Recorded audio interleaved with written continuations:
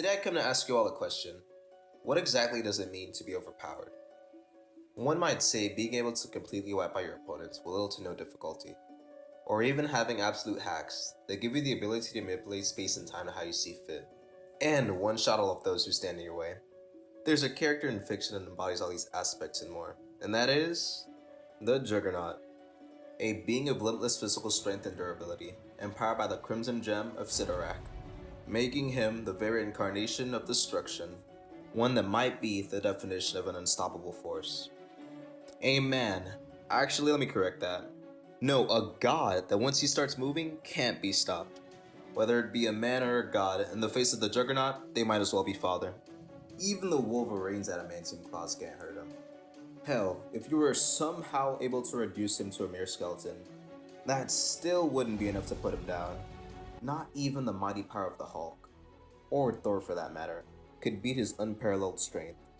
And if somehow his already vast strength isn't enough, he can draw on even more of the limitless mystical energy of Sidorak whenever he wants. Today, I come to enlighten you on just how powerful the Juggernaut is, all his incredible feats of power, and the source of it. But before we get there, we must go back to his origins to better understand the character. So before we get started on today's video, how about you do me a favor and like and sub? If you like comics and anime, this is the channel to be in, and let's get right into the meat and potatoes. The Juggernaut, also known as Cain Marko, is the son of Dr. Kurt Marko, a nuclear scientist, and Marjorie Marko. Cain had a rough childhood with his parents getting divorced and his mom dying when he was only 3 years old. After the tragic event, Cain was sent off to boarding school after boarding school, due to him getting expelled multiple times. Dr. Marko, Cain's father, being the absolute dad of the year, saw the chance to go with his wealthy friend, Dr. Brian Xavier's wife, who was also a fellow nuclear scientist after he died. After marrying Sharon and Xavier, Dr. Marko moved Cain into their mansion, which started another series of unfortunate events. Dr. Marko started simping for Charles Xavier, and it started this weird triangle of Cain bullying Charles because Dr. Marko favored him more than his actual son, and Dr. Marko secretly beating Cain. However, it wouldn't be long before Charles' telepathic abilities started to manifest, which led to him discovering the abuse Cain received from his dad. On top of that, Charles learned the only reason Dr. Marko married his mom was because of her money. After Dr. Marko found out about this, he became neglectful and abusive to Sharon, and it wouldn't be long before she passed away of a broken heart. Fast forward a bit, Cain and Marko get into this fight that leads to some lab equipment breaking, and ending the life of the good-for-nothing Dr. Marko. Fortunately, after Dr. Marko's death, Charles receives a massive amount of inheritance money, and their massive family estate, which he uses later down the timeline to make the iconic group, the X-Men. Their mission was to promote a dream of peaceful coexistence between humans and mutants by being taught how to use their powers for the benefit of mankind, and fighting for the peaceful coexistence of the two races. Anyway, getting kind of ahead of myself. So enough about one of the best superhero groups to ever exist. Let's get back to what the people want, the Juggernaut. Sometime after the death of Dr. Marko, Charles and Cain get drafted to the US Army. During one of their battles, Cain deserts under fire and Charles goes looking for him. They both end up in a cave that in it resides the secret temple of Sidorak. Cain, being stupid as hell, grabs the red ruby in the temple and reads the inscription that says, "Whoever touches this gem shall possess the power of the Crimson Bands of Sidorak. Henceforth, you who read these words shall become forever a human Juggernaut." And just like that, Cain was reborn as the Juggernaut. Unfortunately for him, tragedy tends to strike multiple times in his life, and this time was no different. There was an explosive bombardment that trapped Cain under several tons of rock, while Charles miraculously escaped. The end. Just kidding. Luckily for Cain, this wouldn't be his end, because the mystical power of Sidorak helped him to survive and escape, because Cain didn't need air or food to survive. Additionally, he had also received unstoppable momentum, which basically means that once he starts moving, it's nearly impossible to halt or slow him down. He can plow through walls, structures, and even powerful attacks with relative ease, making him a force to be reckoned with. On top of that, his superhuman strength rivals some of the strongest characters in the Marvel Universe, including Thor and the Hulk. His strength allows him to engage in devastating physical combat and cause intense damage to his surroundings. Additionally, due to the enchantment of the Crimson Gem, the Juggernaut is virtually invulnerable. He is resistant to most forms of physical and energy-based attacks, making it difficult for even powerful heroes and villains to injure him. And while not on the level of some characters like Wolverine or Deadpool, The Juggernaut possesses a degree of regenerative ability that enables him to recover from injuries and wounds more quickly than a normal human. While the Juggernaut is incredibly durable and difficult to defeat, he does have a few weaknesses. His powers are dependent on the Crimson Gem of Sidorak, so if someone were somehow separate him from the gem, or somehow neutralize its power, he would lose his invulnerability. Additionally, psychic attacks and magic, specifically designed to counter the gem's enchantment, can also harm him. Also, Cain Marco is an experienced and skilled fighter, having engaged in battles with numerous superheroes and supervillains over the years. His combat prowess, coupled with his immense power, makes him a formidable adversary. Look at this dude. Bruh. What the hell? Oh my God, no way, They ask you how you are, you just have to say that you're fine when you're not really fine, but you just can't get into it because they would never understand. It's no surprise that with all these abilities, he's able to be such a huge threat in Marvel. One feat of just how insane his durability is being able to withstand the God Blast from Thor. I know, that shit sounds cool, right? Well, let me tell you more about it.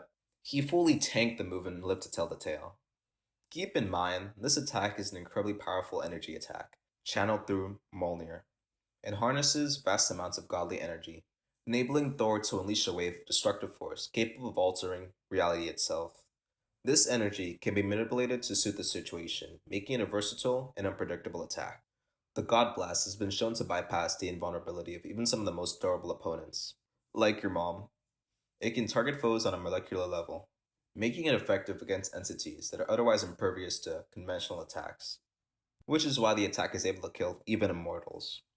And the Juggernaut just got knocked back by it. Do you understand how an insane feat that is? His durability is on another level. Okay, what if you're not impressed by that one?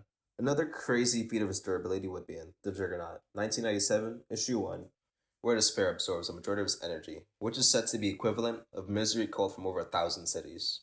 And even after being drained of most of his energy and reduced to a mere skeleton, he still manages to move just because of the amount of hate in his non-existent heart.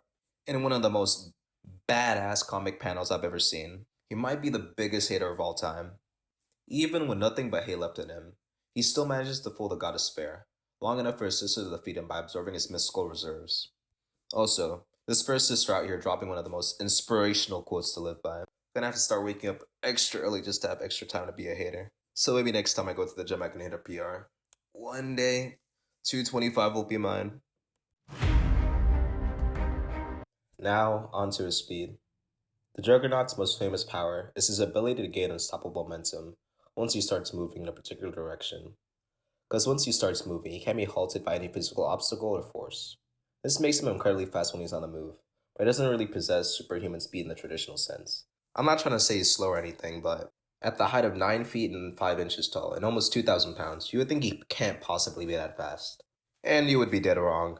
At top speed, he's been canonically seen to reach 600 miles per hour, which is insane since he's approaching at the speed of sound, which is 767 miles per hour. And keep in mind, he doesn't get tired, so if you have a beefy, almost 10-foot man chasing you at almost the speed of a bullet, you're finished.